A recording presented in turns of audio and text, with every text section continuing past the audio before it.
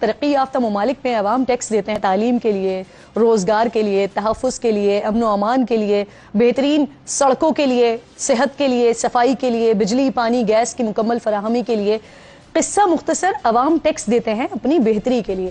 پاکستان میں عوام ٹیکس دیتے ہیں IMF کی اقساط کے لیے، قرضے واپس کرنے کے لیے، ممبران اسمبلی کی مراعات کے لیے، ان کے فری بجلی یونٹس کے لیے، سفری مراعات کے لیے، سرکاری بابوؤں کی عیاشی کے لیے، سرداروں کی سرداری کے لیے، ٹوٹی پھوٹی سڑکوں کے لیے، سرکاری اسپتالوں میں دھکے کھانے کے لیے، آخری وقت میں ایمبولینس کے بجائے گدھا گاڑیوں پر مرنے کے لیے، عدالتوں میں رلنے کے لیے، بے روزگاری کے لیے، مہنگی گیس کے لیے، مہنگے پیٹرول کے لیے، مہنگی بجلی کے لیے، سرکاری سکولز کی خستہ حالی کے لیے۔ تو پھر کر لے تیاری مزید ٹیکس دینے کے لیے، کیونکہ کل نئے بجٹ کا طوفان عوام سے ٹکرا جائے گا۔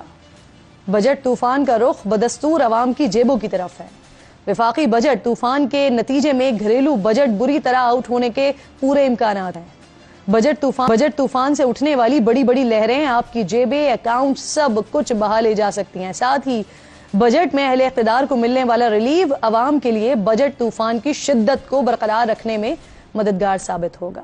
صدر آصف علی زرداری نے بجٹ پر دستخط کر دیے ہیں، جس پر کل سے عمل بھی شروع ہو جائے گا۔ تعلیم، سفر، خوراک، رہائش، غرض استعمال کی ہر شے پر اضافی ٹیکس تو دینا ہی ہوگا۔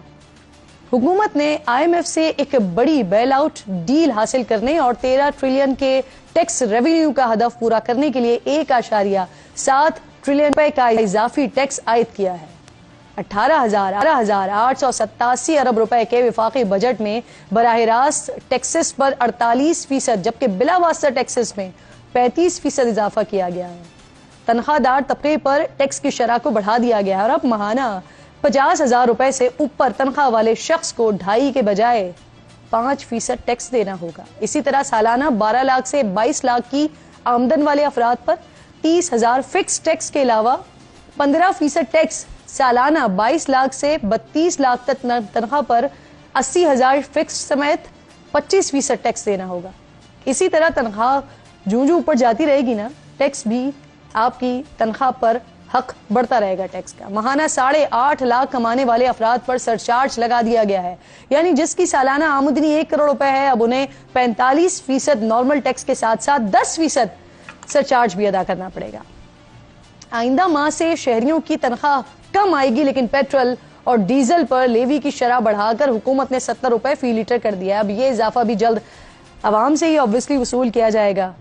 1 جولائی سے پاکستان سے بیرون ملک سفر کرنے والوں کو پہلے سے زیادہ اور بھاری ٹیکس ادا کرنا ہوگا۔ سعودی عرب، متحدہ عرب امارات سمیت مشرق وسطی اور افریقی ممالک جانے والے اکانومی اور اکانومی پلس کے کرایوں میں 12,500 روپے تک ڈیوٹی دینا ہوگی۔ فرسٹ کلاس اور بزنس کیٹیگری کے مسافر اب 75,000 روپے کے بجائے 1,05,000 روپے ڈیوٹی کی صورت میں ادا کریں گے۔ اسی طرح یورپ، کینیڈا، امریکہ، آسٹریلیا اور دیگر ممالک فضائی سفر کرنے والوں کو بھی پہلے سے کئی گنا زیادہ ٹیکس ادا کرنا ہوگا۔ اس طرح کے فیصلوں سے مشرق وسطی میں محنت مزدوری کے لیے جانے والے افراد سب سے زیادہ متاثر ہوں گے اور ان کی مشکلات میں اضافہ ہوگا۔ لیکن حکومت کو عوام سے زیادہ اپنے ارکان کی فکر ہے۔ سفری کرایوں پر ٹیکس کی بھرمار کرنے والی حکومت نے پیپلز پارٹی کی ترامیم منظور کرتے ہوئے اراکین اسمبلی کا سفری الاؤنس 10 روپے کلومیٹر سے بڑھا کر 25 روپے کر دیا ہے فی کلومیٹر۔ ساتھ ہی اب اراکین پارلیمنٹ کے بچ جانے والے سالانہ فضائی ٹکٹس منسوخ ہونے کے بجائے اگلے سال کے لیے قابل استعمال ہوں گے۔ اور سونے پہ سہاگا یہ کہ ارکان اسمبلی کے لیے سالانہ ٹریولنگ واؤچرز کی تعداد کو 25 سے بڑھا کر 30 کر دیا گیا ہے۔ نئے مالی سال کے بجٹ میں غیر منقولہ جائیداد کی فروخت یا منتقلی پر عائد ایڈوانس ٹیکس سے ریٹائرڈ حاضر سروس وفاقی اور صوبائی سول اور فوجی ملازمین کو مستثنیٰ کر دیا گیا ہے۔ دوسری طرف عام عوام کے لیے کسی قسم کا کوئی ریلیف نہیں ہے۔ اب اپنے بچوں کے اسکول کے خرچوں میں اضافے کے لیے بھی کمر کس لیجئے، کیونکہ کلر پینسلز، مختلف سیاہی یا انکس، ربڑ یا اریزرز، شارپنرز، بال پین، مارکرز، ان سمیت تمام اسٹیشنریز پر بھی 10% سیلز ٹیکس دینا ہوگا۔ بجٹ کا لب لباب یہ ہے کہ حکومت کہیں کو تیار نہیں ہے۔ ساری قربانی ہر بار کی طرح عوام کے حصے میں ہی آئی ہے، وہ بھی صرف کمزور طبقے پر۔ پہلے سے مہنگائی کی چکی میں پس رہے عوام کو نیا بجٹ مزید باریکی سے پیسے گا، جس سے جینا یقیناً مزید دشوار ہو جائے گا۔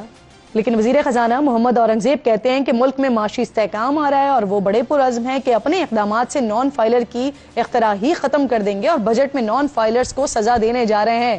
جبکہ وزیر اعظم شہباز شریف نے ملکی خزانے کو نقصان پہنچانے والے اداروں کا مزید بوجھ برداشت نہ کرنے کا اعلان کرتے ہوئے PWD طور پر ختم کرنے کا حکم بھی دے دیا ہے.